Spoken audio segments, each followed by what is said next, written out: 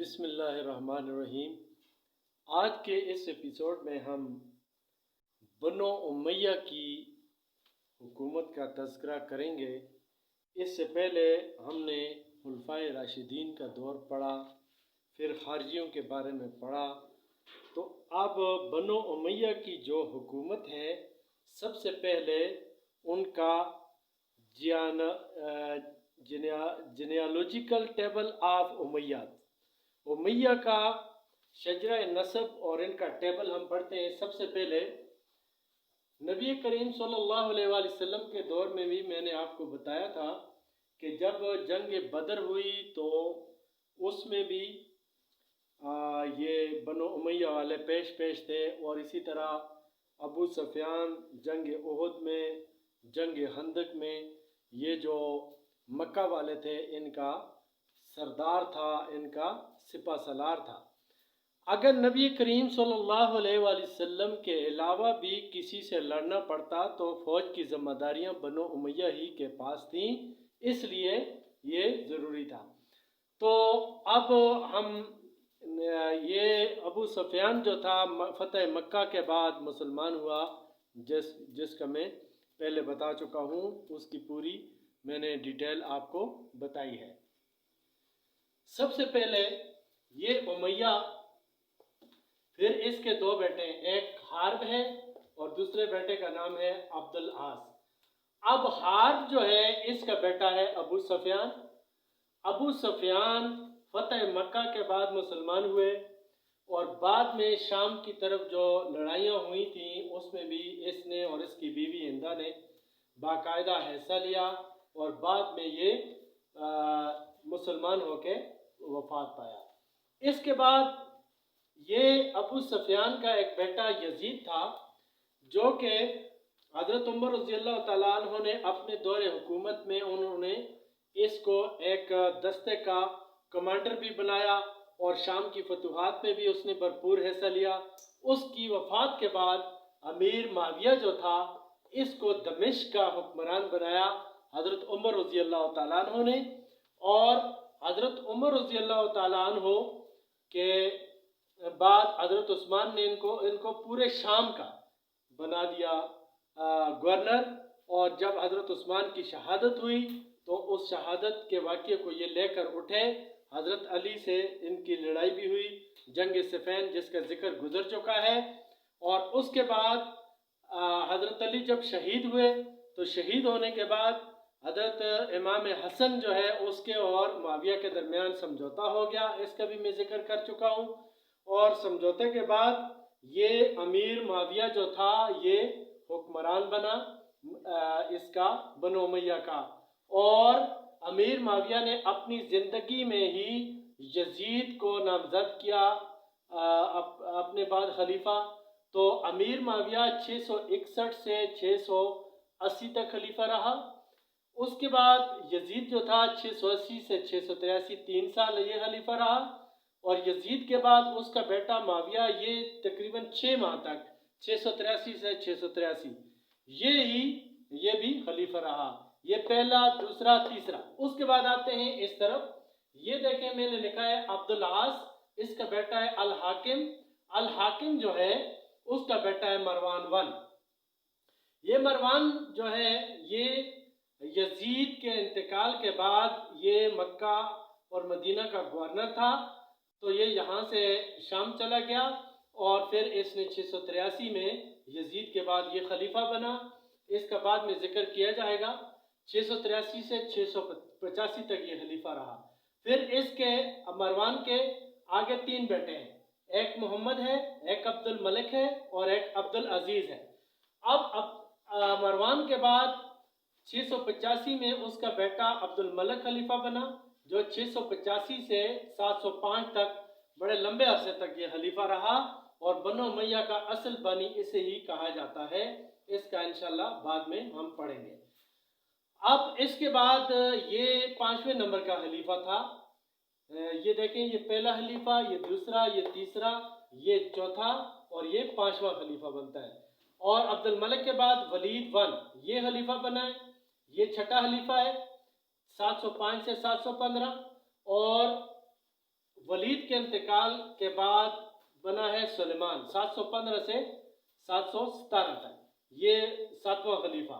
8वां खलीफा यहाँ पे उमर सेकंड, उमर बिन अब्दुल अजीज भी जिसको कहते हैं, ये खलीफा बना 717 से 720 तक। उसके बाद ये 9 नंबर पे आते हैं, 9 नंबर यजीद सेकंड, ये खलीफा बना 720 से 724, और इसके साथ एक दूसरा खलीफा भी मुआविया सेकंड गुजरा है, लेकिन वो इंटरेस्टेड नहीं था, उसका जिक्र नहीं करते, लेकिन खलीफा में वो शामिल है। उसके बाद अगला नंबर आता है, ये वलीद का बेटा है, ये 11 नंबर वलीद सेकंड 743 से 744, ये खलीफा बना। इसके बाद यजीद थर्ड 744 से ये भी तकरीबन कुछ अरसे, 60 से भी कम अरसे तक खलीफा रहा। फिर ये मोहम्मद जो है इसका बेटा है, ये मरवान, ये आखिरी खलीफा है 744 से 750 तक।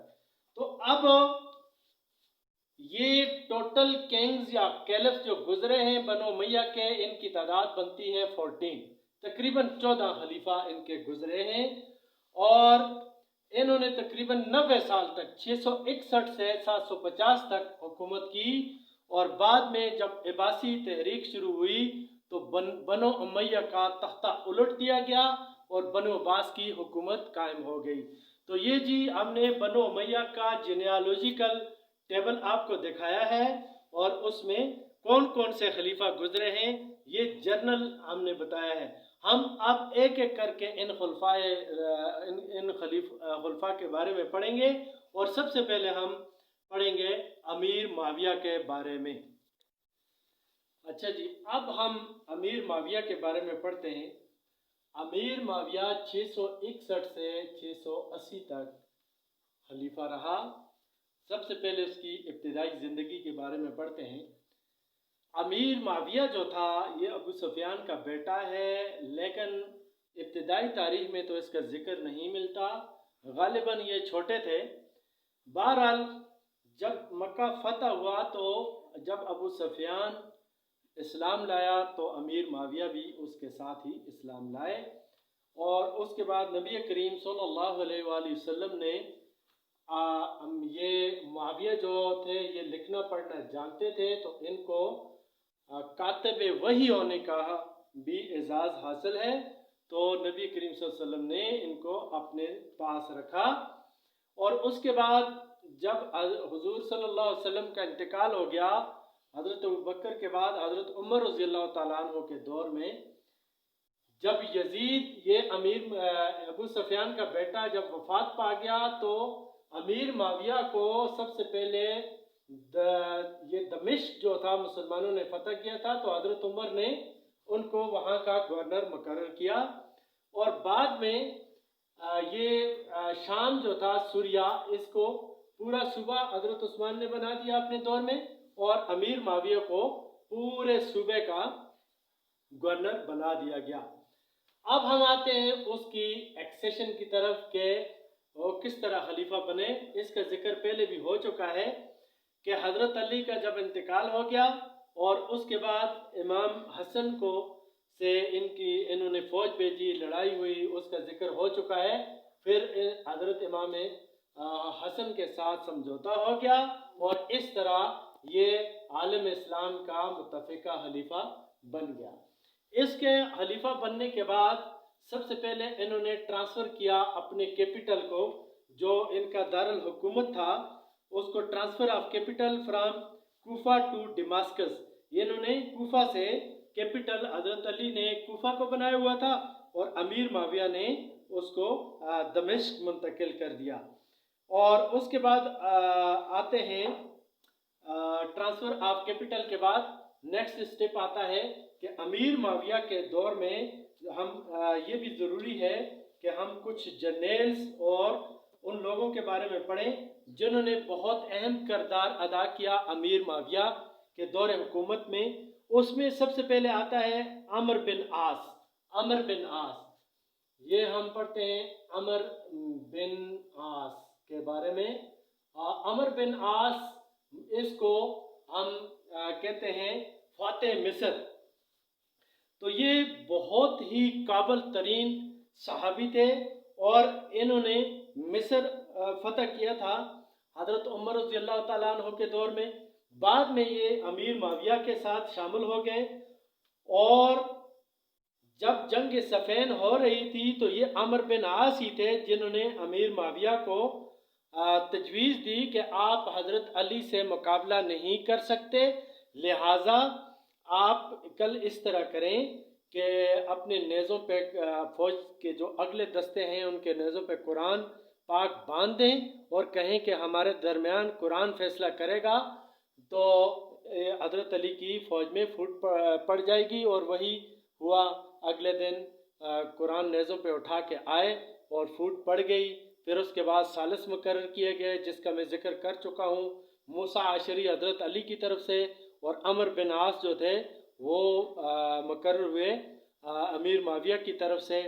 اور اسی دوران ایک پارٹی بھی حضرت علی کو چھوڑ کے چلی گئی جو تاریخ اسلام میں خارجی کہلاتے ہیں، جس کا میں ذکر کر چکا ہوں۔